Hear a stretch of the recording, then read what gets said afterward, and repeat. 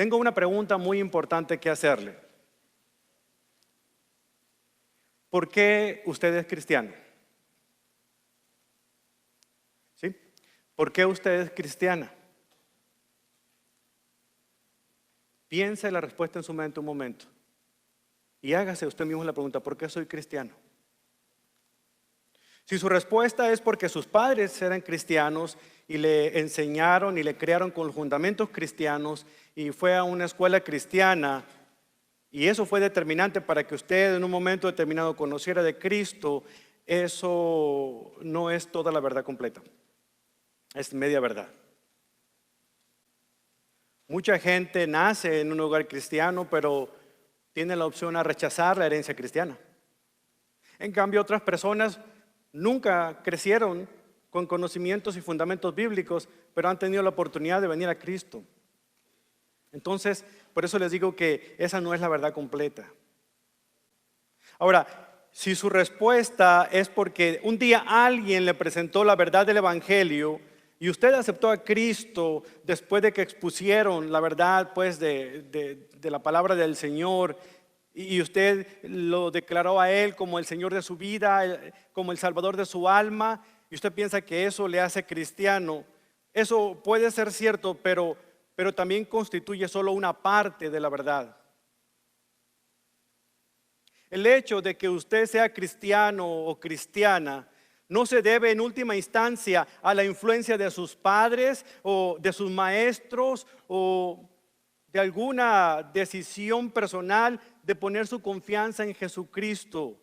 Se debe a Jesucristo mismo, a que Él tomó la iniciativa de venir a su vida y de poner en su corazón el deseo de buscarle, de reconocerle. Es Él el que interrumpió el rumbo que llevaba en su vida y captó su atención de una manera quizá espectacular o de manera tranquila, pero hizo que su rostro se volteara donde Él estaba y usted pudiera confiar en Él. No hay nadie más persistente, escúcheme muy bien, no hay nadie más persistente en lo que se refiere a salvar a una persona que Dios. Si Él se decide salvar a alguien, no hay cielo, mar, montaña, profundidad que le detenga para poder hacer su santa voluntad. Y alguien que pudo presenciar precisamente, alguien que pudo atestiguar con su propia vida de esa manera tan especial que Dios tiene de permanecer firme en la búsqueda de un alma perdida, fue un poeta británico llamado Francis Thompson.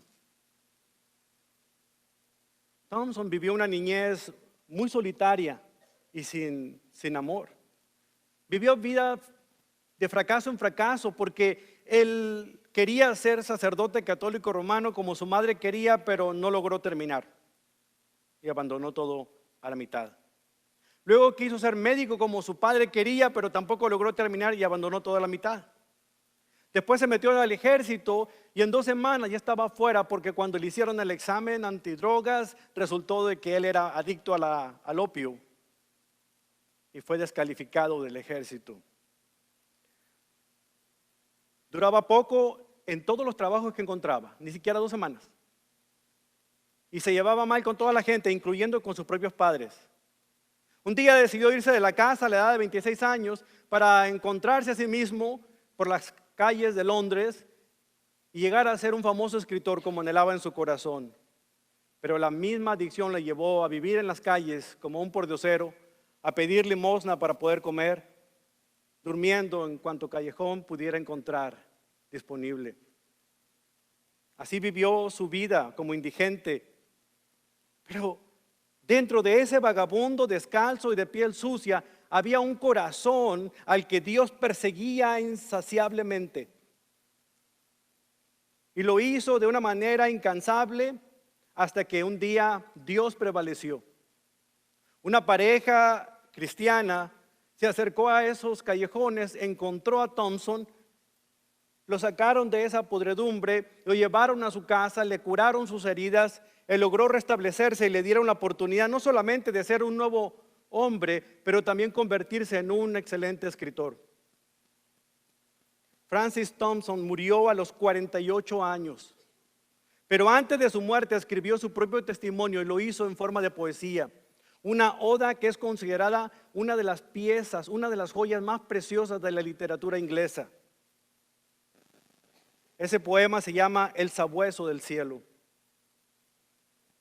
En un poema místico como El sabueso del cielo, Thompson está explicando el impresionante amor de Dios por su amado, tan incansable que sigue y sigue y sigue persiguiéndole hasta que le alcanza.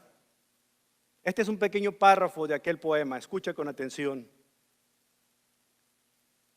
Le huía por las noches y los días, a través de los arcos de los años, y le huía porfía por entre los tortuosos aledaños de mi alma, y me cubría con la niebla de mi propio llanto, o con la carcajada como un manto.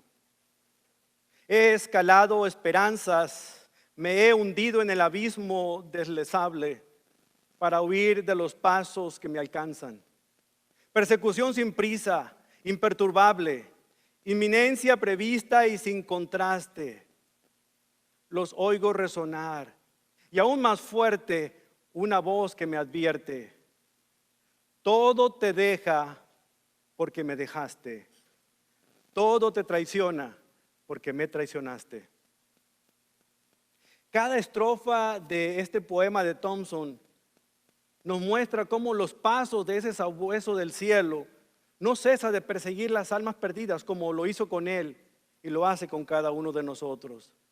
Al final de este poema, él concluye con las palabras que Dios aparentemente en su mente le dijo: todo lo que de ti tomé, lo hice no para tu mal, sino para que a mis brazos los vinieras a buscar.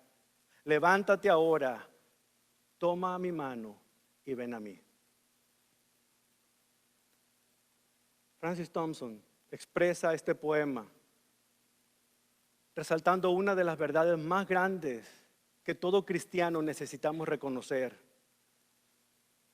que si nosotros amamos a Dios, es porque Dios nos amó a nosotros primero. Por eso la idea central de este mensaje es la siguiente: si nosotros somos cristianos, no es porque hayamos decidido por Cristo, no es porque usted y yo nos hayamos decidido por Cristo, sino porque Cristo se decidió por nosotros desde antes de que nosotros nos diéramos cuenta. Es gracias a esta persecución de este sabueso del cielo que un día usted pudo encontrarse cara a cara con Él, interrumpir su vida y nacer de nuevo. 17 siglos antes de que Thompson viviera en este planeta, había un hombre que huía de Dios. No era un vagabundo, era un erudito de las Escrituras. No era un drogadicto, sino uno de los hombres más religiosos de su tiempo y los más fieles. No era un fracasado como Thompson, sino una de las mentes más perspicaces de todo el Oriente Medio. Era alguien brillante, persuasivo, dogmático e inmensamente exitoso de acuerdo a las normas de éxito de sus contemporáneos. Mientras Thompson conscientemente huía de Dios, este celoso judío concienzudamente corría hacia Dios. Al menos eso era lo que él pensaba. Me estoy refiriendo a un hombre llamado Saulo, Saulo de Tarso. Saulo de Tarso se convirtió en un ejército de un solo hombre contra lo que él consideraba la herejía más peligrosa de su época, el cristianismo. Vaya conmigo, por favor, al libro de los Hechos, en el capítulo número 9, para echar un vistazo a su dramática conversión a Cristo. Para ver de qué manera el Cristo resucitado conquistó la voluntad rebelde de Saulo y lo transformó en un instrumento de gracia para la gloria de Dios. Hechos capítulo 9, versículos 1 al 9.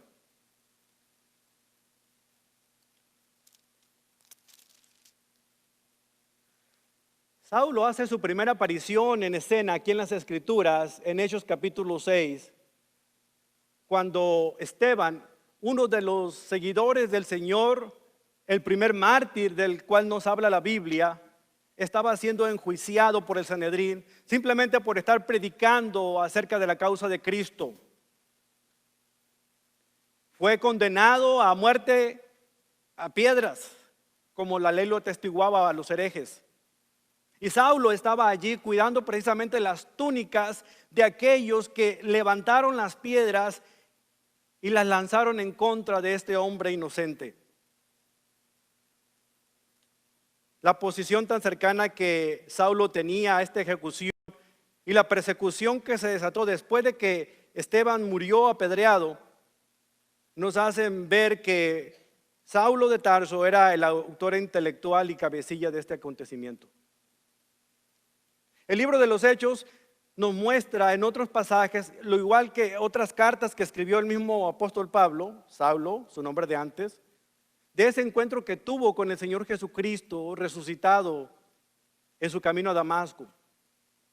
Estos versículos que leo para usted narran específicamente lo que él con sus propias palabras comentaba en cuanto a su vida pasada y su vida actual. En Hechos 22, versículo 3 leemos, dice: soy judío, nacido en Tarso, una ciudad de Cilicia, y fui criado y educado aquí en Jerusalén bajo el maestro Gamaliel. Como estudiante de él fui cuidadosamente entrenado en nuestras leyes y costumbres judías. Llegué a tener tanto celo por honrar a Dios en todo lo que hacía, tal como todos ustedes hoy. Perseguí a los seguidores del camino, acosando a algunos hasta la muerte, y arresté tanto a hombres como a mujeres para arrojarlos en la cárcel. El sumo sacerdote y todo el consejo de ancianos puede dar fe de esto, de que es verdad, porque recibí cartas de ellos dirigidas a nuestros hermanos judíos en Damasco, los cuales me autorizaban a encadenar a los seguidores del camino de esa ciudad y traerlos a Jerusalén para que fuesen castigados. Luego más adelante en Hechos 26, versículo 9 dice: yo solía creer que mi obligación era hacer todo lo posible para oponerme al nombre de Jesús de Nazaret. Por cierto, eso fue justo lo que hice en Jerusalén con la autorización de los sacerdotes principales. Hice que muchos creyentes de allí fueran enviados a la cárcel y di mi voto en contra de ellos cuando los encadenaban a muerte. Muchas veces hice que los castigaran en las sinagogas para que maldijeran a Jesús. Estaba tan violentamente en contra de ellos que los perseguí hasta las ciudades extranjeras. Finalmente en Gálatas 1:13 dice: ustedes saben cómo me comportaba cuando pertenecía a la religión judía y cómo perseguí con violencia a la iglesia de Dios. Hice todo lo posible por destruirla. Yo superaba ampliamente a mis contemporáneos judíos en mi celo por las tradiciones de mis antepasados. Hay otros escritos como este donde Pablo no tiene pelos en la lengua, no endulza las palabras para mencionar lo terrible que él era como seguidor de la iglesia de Jesucristo. Él decía las cosas como realmente eran, como él las veía en ese momento. Comprendió hasta donde él podía que era por la causa de Cristo que hacía todas estas fechorías, hasta que un día se encontró cara a cara con aquel a quien él, sin saberlo, realmente perseguía, y era Jesús. El Señor se encontró con él justo en el pozo de la confusión y de la desesperación donde él se encontraba. Uno de los padres de la iglesia, de nombre Agustín de Hipona, llamó a la conversión de Pablo la violenta conquista de una voluntad rebelde, y es muy apropiado ese título. La describió como el cambio de la naturaleza feroz de un toro embravecido convertido en un humilde cordero tranquilo y manso. ¿Cómo es posible que haya hecho eso? ¿Cómo sucedió? El propio apóstol Pablo se lo dijo a Tito en su carta, en Tito 1:13, por la misericordia de Dios que me alcanzó. Y ha sido esa misericordia de Dios que ha alcanzado a cada uno de nosotros y nos ha parado en seco en el trayecto de vida que llevábamos. Ese sabueso del cielo no descansó hasta encontrar a Saulo y pararlo. allí, en ese momento. Como veremos a continuación en el relato de de Hechos 9, que Lucas hace, Saulo sufrió una milagrosa transformación.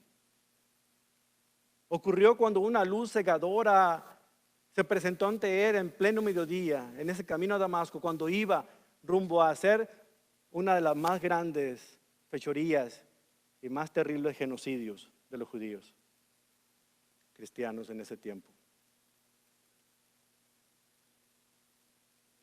Ahí vemos la conversión de un hombre violento en el camino a Damasco.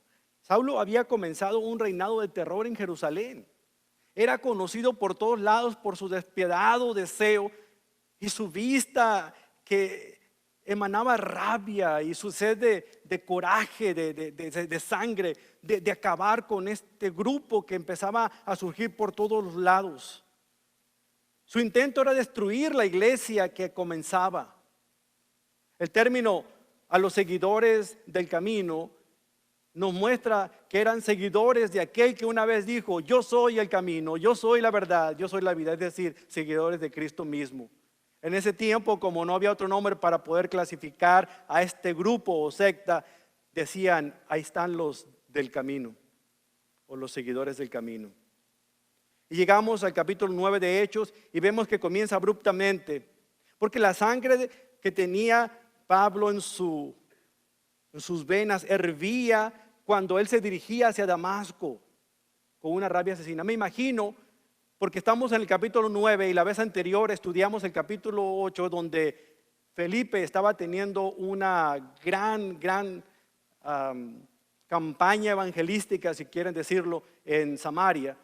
Imagínense, Saulo tenía que pasar por Samaria, y cuando vio el éxito del ministerio evangelístico de los apóstoles, pues le hervía todavía más la sangre. No podía pensar en la hora de llegar hasta Damasco para poder hacer lo que tanto deseaba hacer, que era apresar a esos creyentes y llevarlos a Jerusalén, para una vez que fueran ellos encarcelados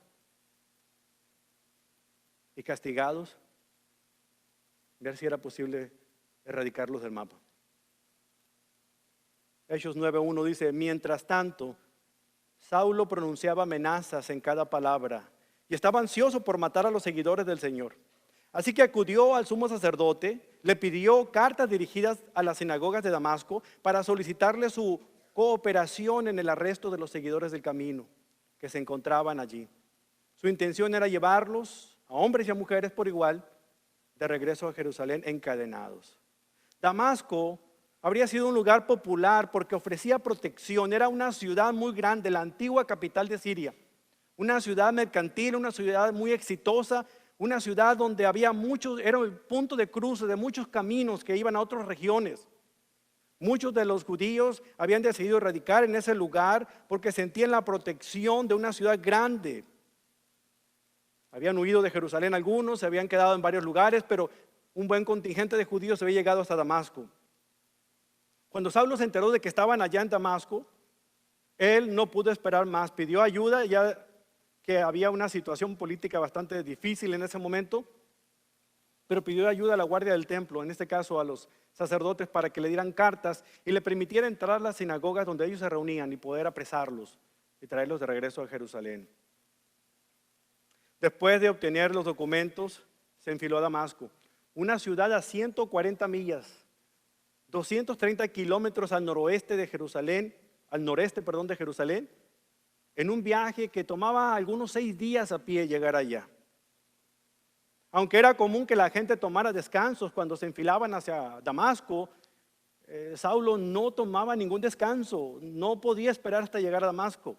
Lo sabemos porque en otro reencuentro de aquí mismo del libro de los Hechos se menciona de que cuando tuvo este encuentro con Jesús era precisamente a la luz del mediodía. En el sol del Oriente Medio eso es caliente. La gente acostumbraba a tomarse un descanso bajo un oasis, alguna palma, algún lugar para cubrirse del calor, pero a él no le importaba.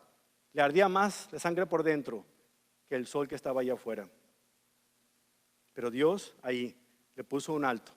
¿Alguna vez ustedes han visto a un perro que está atado a una cadena o una soga, a un poste, que está lo suficientemente larga únicamente para llegar hasta donde está la barda, hasta donde está la cerca, porque lo que ustedes quieren es protección adentro, pero no quieren que el perro se salga, ¿verdad? Y lo vaya a atropellar un carro o pueda morder a alguien. Pero lo ha visto cómo está atado al cuello, ¿verdad? A un poste. Y luego de repente hay un ruido y sale corriendo el perro y de repente la cuerda lo jala y ¡pum! Vamos para atrás, ¿no? Le pone un límite a la cuerda, el tamaño de la cuerda. Así nos podemos imaginar el límite que Jesús le estaba poniendo a Saulo de Tarso. Después de dejarlo hacer todas sus fechorías, llegó el momento en el que le puso la cuerda y le dijo: párate, chiquito, hasta aquí llegaste. Y cuando el Señor dice basta algo, es porque es basta. La asombrosa conversión de Saulo, mediante la cual él puso su fe en Jesucristo como Salvador, se desarrolló en cinco fases: un contacto, convicción, conversión, consagración y comunión. Déjenme explicarles brevemente cada una. Contacto, versículo número 3. Saben, Dios siempre inicia el contacto cuando se trata de la salvación. Él siempre es el que toma la iniciativa a la hora de que una persona pone su confianza en Él como su Dios, como su Salvador. Usted no está aquí porque usted le dio la gana de venir. ¿Sabe qué? Dios puso en su corazón venir aquí, por eso está usted aquí. Lo mismo sucedió en el momento en el que usted vino a Cristo por primera vez. Lo que significa es que si usted no viene, entonces usted se enfrentó en contra de Dios, le dijo: aquí mando yo, no tú. En muchos aspectos es totalmente claro que Dios toma la iniciativa de hacer el primer contacto. Vea lo que dice el versículo 3. Al acercarse a Damasco para cumplir esta misión, una luz del cielo de repente brilló alrededor de él. Fue confrontado con la aparición de una luz resplandeciente. Saulo y sus compañeros se llenaron de temor hasta se cayeron al suelo. Y déjenme corregir un error bien grave, porque mucha gente dice que Pablo se cayó de un caballo. Lea su Biblia, ahí no hay caballos ni a 20 millas a la redonda. No. Y nos lo pintan, ¿verdad? Y no lo sabemos y lo repetimos. Es que la luz lo tumbó del caballo. Caballos, nada. Ellos iban quizá a pie o a lo mejor iban a caballo, pero en ese momento que vieron la luz no andaban en un caballo. Fue tan impresionante y de repente que se asustaron y cayeron al suelo. No solamente él, sino todos aquellos guardias que lo acompañaban. En Hechos 22 nos damos cuenta de que este encuentro se llevó a cabo en pleno mediodía. Y luego cuando llegamos a Hechos 26, versículo 13, leemos lo siguiente. Cerca del mediodía, mientras iban de camino, una luz del cielo más intensa que el sol brilló sobre mí y mis compañeros. Todos andábamos buscando la manera de poder ver el eclipse solar, ¿verdad? Porque sabíamos lo dañino que eso era. Y teníamos que conseguirnos unos lentes específicos y certificados, si no corríamos el riesgo de quedar ciegos. Imagínense ustedes la experiencia del apóstol Pablo, antes Saulo, cuando la luz que vio era mucho más fuerte que la propia luz del sol. Así de refulgente y brillante era que eso lo dejó ciego momentáneamente o al instante. Lo que Pablo tuvo ahí fue una teofanía, una manifestación visible de Dios.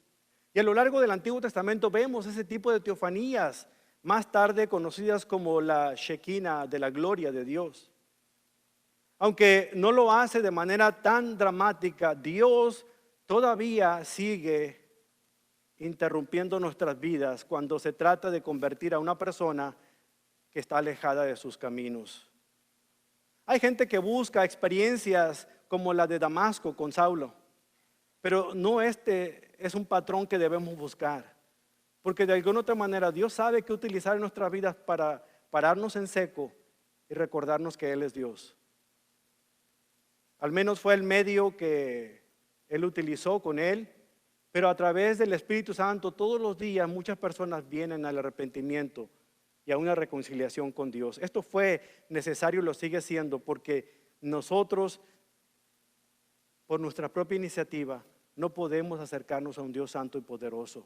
Tenemos que ser traídos por Él. Aún la salvación que tenemos no es nuestra y la fe con que nosotros queremos Él no es nuestra. Toda la tiene que proporcionar nuestro Dios.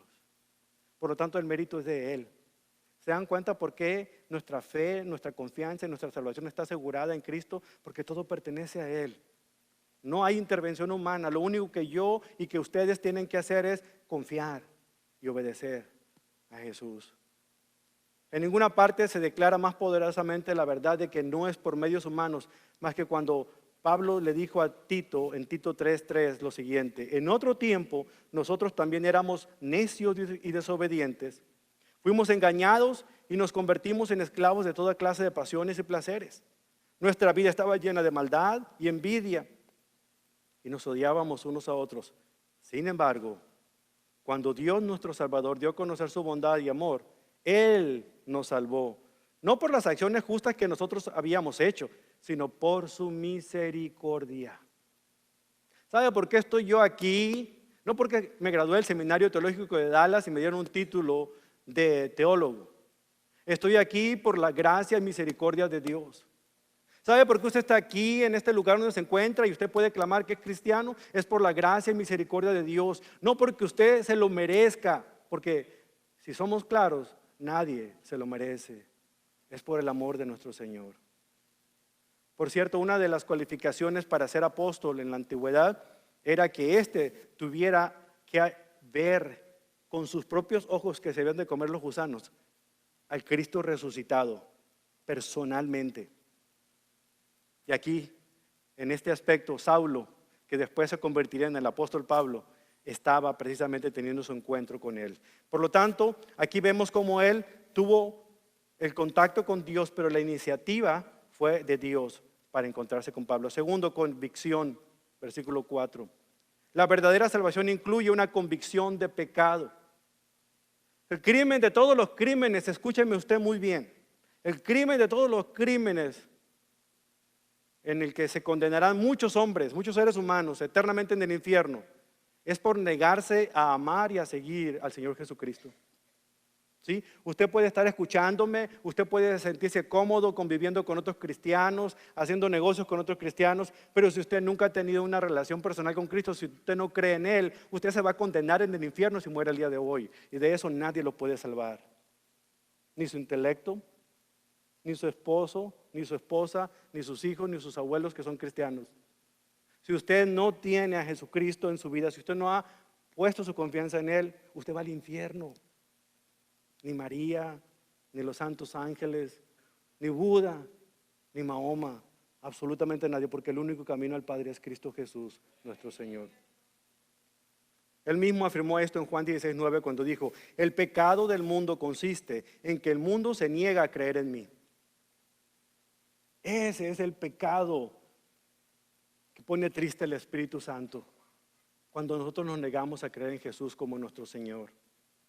Saulo sabía suficientemente acerca de la fe cristiana como para aceptarla o rechazarla. Él conocía las afirmaciones de Jesús, había oído las historias, había escuchado de sus enseñanzas por ahí, era contemporáneo de él. Es más, cuando habló con Esteban y cuando lo enjuiciaron en el Sanedrín y él declaró todo lo que sabía Esteban, él estaba escuchando la verdad del mensaje del Evangelio, pero rehusó creerla. Él estaba en un pecado muy fuerte que lo llevaba destinado al fracaso total, a una condenación eterna. Pero lo que nunca sabía este cazador de cristianos es que él estaba siendo perseguido también por un cazador celestial, porque el corazón de Pablo, el corazón de Saulo, le importaba mucho a Dios, y Dios fue persistente. Aunque negara a creer en Jesús, que Jesús creía en él y lo alcanzó. Por eso cuando vemos aquí en el versículo 4 que se acerca y le dice: Saulo, Saulo, ¿por qué me persigues? ¿Se da cuenta? Esta voz conoce el nombre de este hombre. Esta voz es Jesús. Nadie es extraño para Dios. Usted es conocido por Dios, y no solamente usted, sino todo lo que hace o no hace. No hay individuo en este planeta, no hay persona, por más raro que sea su nombre, que Dios no conozca cuál es su nombre. Y le dice: ¿por qué me persigues? ¿Se da cuenta? No le dice: ¿por qué estás persiguiendo a mis hijitos? ¿Por qué estás persiguiendo a mi iglesia? Está diciendo: ¿por qué me persigues? Porque escúcheme muy bien, si usted y yo somos cristianos, pertenecemos a la iglesia de Cristo, y cualquiera que ataca a la iglesia de Cristo ataca directamente al Señor Jesucristo, porque es su cuerpo. Así que cuídese la siguiente vez que usted se queja. Ay, en la iglesia está un brother, toda la gente es hipócrita. Cuidado porque usted está diciendo el hipócrita a Cristo.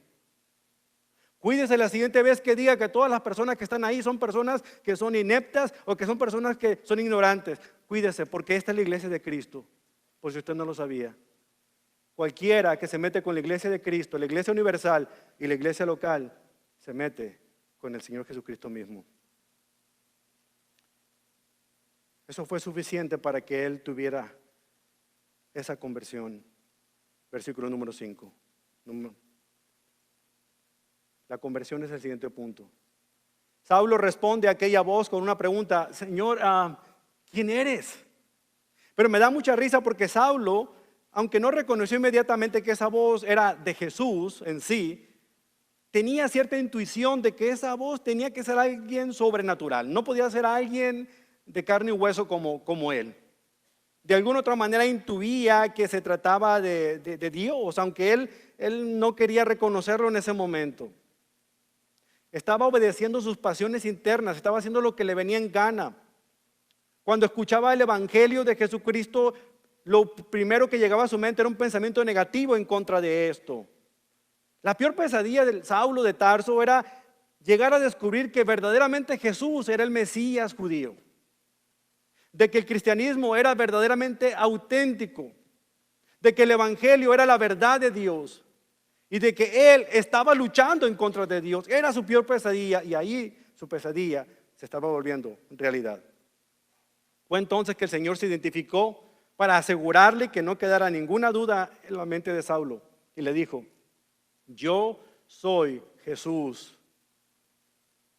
a quien tú persigues, por si no le quedaba duda. Cuando Saulo oyó estas palabras, la luz de la verdad le fue confirmada en el alma y el evangelio cobró vida, pero de manera positiva ahora. Conocía lo suficiente acerca del evangelio de Cristo, del cristianismo, porque él estuvo debatiendo con el propio Esteban. Jesús, a quien él creía muerto, ahora estaba vivo delante de él. Saulo quedó aplastado en aquel lugar y su corazón desgarrado por el arrepentimiento, que fue sanado por la fe en Cristo. Lo que nos lleva a nuestro cuarto punto: consagración. En el versículo 6 encontramos que la sinceridad de la conversión de Saulo se hizo evidente en un instante.